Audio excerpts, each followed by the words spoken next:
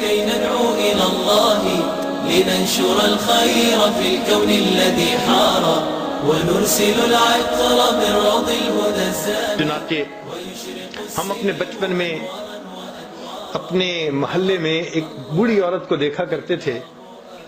وہ پاگل تھی، بچے اس کو تنگ کرتے تھے، کنکر مارتے تھے. تو مجھے میری امی کہتی تھی بیٹا اس کو کبھی نہ تنگ کرنا، کبھی کنکر نہ مارنا. تو میں ہمیشہ کھڑے ہو کے، چھوٹا بچہ تھا، اس کو دیکھا کرتا تھا کہ یہ کیوں ایسے پاگل سی ہے، دیوانی سی ہے.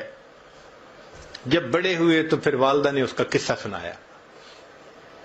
کہنے لگی کہ یہ ہمارے محلے کی ایک اچھے گھرانے کی خاتون تھی، جوان العمر تھی. اللہ نے اس کو بیٹا دیا، بیٹا بھی بڑا خوبصورت، گھر کے کام میں لگی ہوئی تھی. اب بچہ اپنی ماں سے بہت اٹیچڈ تھا. کچھ بچے ہوتے ہیں نا، گود کا چسکا ہوتا ہے کہ ہر وقت ماں ہی گود میں اٹھائے رکھے. وہ بھی اسی قسم کا بچہ تھا. اس عورت نے کوئی کام سمیٹنا تھا تو یہ اس بچے کو فیڈر دے کے لٹا کر گئی کہ تم اب جو ہے نا لیٹ جانا، اب باہر مت آنا، مجھے کام سمیٹنا ہے. اور بچہ فیڈر پہ کے پھر باہر. وہ تو معصوم بچہ تھا، چھوٹا تھا. تو ماں اس کو پھر لے کے آئی اور کہا کہ تم مجھے بہت تنگ کر رہے ہو، اب بالکل میرے پیچھے مت آنا. بچہ پھر آ گیا. اب اس کو غصہ آ گیا اور غصہ کنٹرول نہ ہوا تو یہ بچے پہ برسنے لگی. اس کو بہت سخت سخت کہا میں تجھے سلا کے آئی تھی، کیوں میرے پیچھے آ گیا، تنگ کرتا ہے مجھے، سویا سو ہی جاتا تو اچھا تھا. جب اس نے یہ الفاظ کہہ دیے نا کہ تو سویا سو ہی جاتا تو اچھا تھا، اللہ کی پکڑ آ گئی. مگر اللہ نے اس وقت اس کے بیٹے کو موت نہیں دی. دعا قبول کر لی کہ یہ بد دعا تمہاری زبان سے نکلی نا بیٹے کے بارے میں، غصے میں آ کے، اس کو تو ہم قبول کر لیتے ہیں، ابھی اس کو موت نہیں دیتے.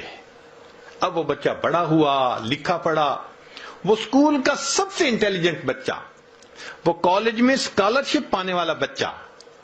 جب وہ فائنل ماسٹر ڈگری کر کے آیا تو اس نے بزنس شروع کیا. اتنا اچھا بزنس چلا اس کا کہ پورے شہر کے لوگ اس بچے کی مثالیں دیتے تھے کہ دیکھو اتنے اچھے اخلاق والا، تحمل مزاجی والا، خوش مزاج، اچھے بچہ، اتنا اچھا اس کا بزنس ہے. لوگ اس کی شکل دیکھتے تھے، تمنا کرتے تھے کہ میری بیٹی کا رشتہ اس سے ہو جائے، بہن کا رشتہ اس سے ہو جائے. وہ ایسا نوجوان بچہ تھا. لوگ اپنے بیٹوں کو مثالیں دیتے تھے، بیٹا ایسا بننا. لو جی، بالکل جب جوانی کا وقت تھا، اب ماں نے اس کے لیے اپنے ہی رشتہ داروں میں کوئی بہت خوبصورت بچی حور پری ڈھونڈی. پھر اس کے لیے بڑی تیاریاں، پیسے کی کمی نہیں تھی. جب سب چیزوں کی تیاری ہو گئی اور شادی میں ابھی صرف 3 دن تھے، اللہ کی شان کہ بچہ اپنے ہی گھر میں چل رہا تھا، فرش دھویا تھا اور ابھی گیلا تھا، پاؤں جو پھسلا، یہ نوجوان سر کے بل گرا اور اس کی موت آ گئی. اللہ نے پھل کو پکنے دیا.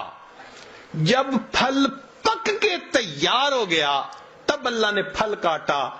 اب تجھے سمجھ لگے گی کہ تو نے میری کس نعمت کی ناقدری کی تھی.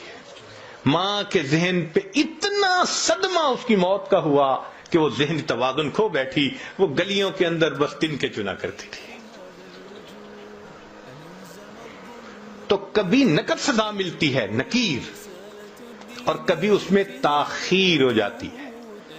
آج بہنیں چھوٹی چھوٹی بات پہ بھائیوں کو بد دعائیں دے دیتی ہیں اور پھر بڑے ہو کے انہی کے لیے پھر بیٹھی رو رہی ہوتی ہیں، حضرت میرے بھائی کے لیے دعا کریں وہ نیک بن جائے، میرے بھائی کے لیے دعا کریں اس کی شادی کی زندگی میں مشکلات ہیں. اللہ اکبر، لا الہ